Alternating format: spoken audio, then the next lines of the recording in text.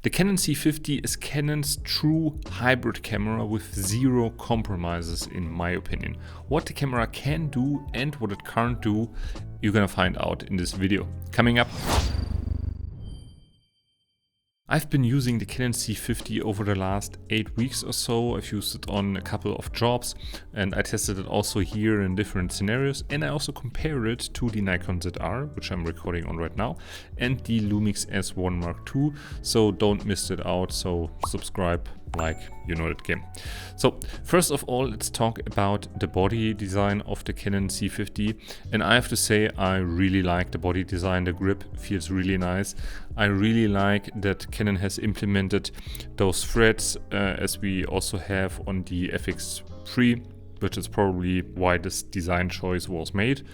And also I like the loads of customizable buttons that you have, so everything is right there where you need it to be. So that's something that we already know from Canon. Also there's a timecode input and everything. So I really like the body and the grip is really nice, and overall I think it's a great useful body design. There was only one thing that I found a little bit annoying, and that is the switch between photo and video, because off is in the middle, and oftentimes if I wanted to switch it just off, I switched from video to photo and vice versa. So that is probably a small annoyance, but it is there. And also the battery life on the camera, so the camera is pretty battery hungry, so I used it mostly in conjunction with V-mount and then powering it via USB-C. So let's start straight away with the image and how the image is looking like and everything like that. So in low light the camera is pretty neat because it has a dual native ISO, one at 800 and one at 6400, and as you would expect, the camera performs really good. And also if you go up to 12,800, so these days the cameras are so good, all of them in low light and in basically every scenario, that as Gerald Undone said, cameras are done these days, are finished, solved. So that's also the case here when we're talking about the low light capabilities. When we talk about the image itself and the colors and everything like that, we tested it in different scenarios like outdoors, in the shade, in the sun, backlight, front light, office lighting, everything and so on and so forth. And I found through all these tests that the image and the color reproduction of the C50 looks really neutral. So this is what we know Canon for. The colors are very accurate, very neutral. So I really like the colors, and also with the picture profile, Canon Log 2. And I also used it on a couple of jobs, and the camera just performed great. I was using it in a more like a documentary-ish setup. So here I really enjoyed everything that I could bring XLR directly into the camera. So also from the audio point, that was really great.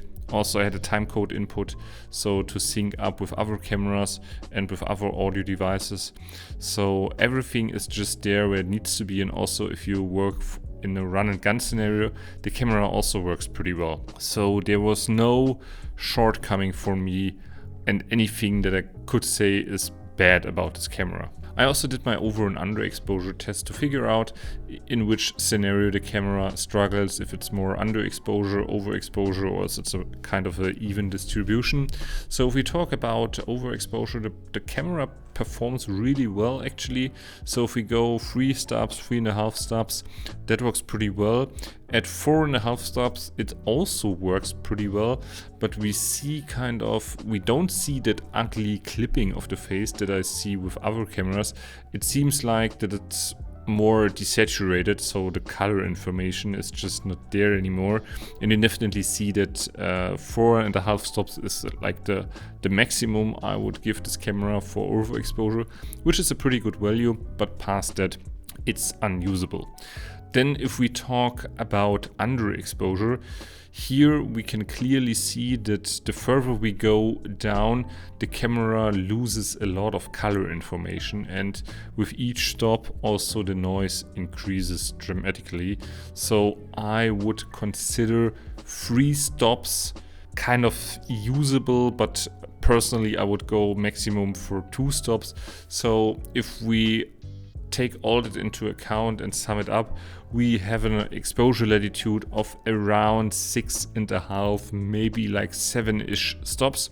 So that's a little bit on the lower side if we compare it to modern cameras that we have, like Lumix cameras and Red Komodo and something like that.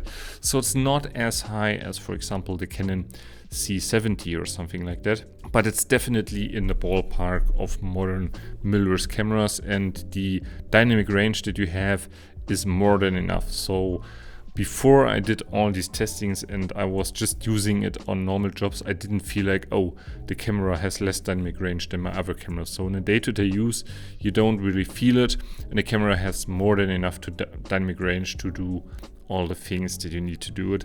So just for you and for how to expose the camera better in a kind of hard contrasty situation, I wouldn't underexpose the camera too much, because as we see, it struggles there a bit.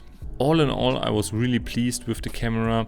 The camera has lots of codecs to choose from, RAW, non-RAW, open gate and everything, all the bells and whistles that you want to have. The body design is really there, everything, colors, works really well. So there's no point where I would say like the camera is not suitable for.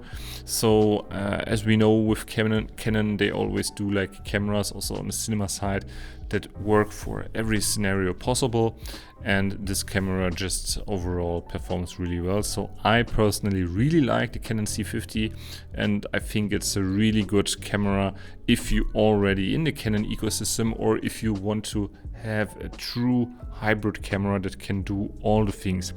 I mean, the Sony FX3 also is like kind of a hybrid camera, but I feel like the Canon C50 has a little bit more to offer.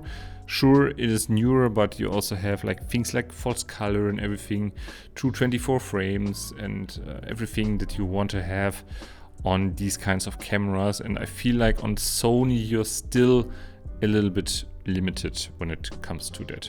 But obviously it's just these days the cameras are more like preference than it is what this camera can do.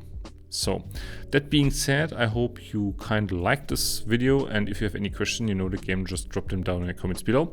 And don't forget to subscribe to find out my comparison between the Nikon ZR and also the Lumix S1 II. See you there. Cheers.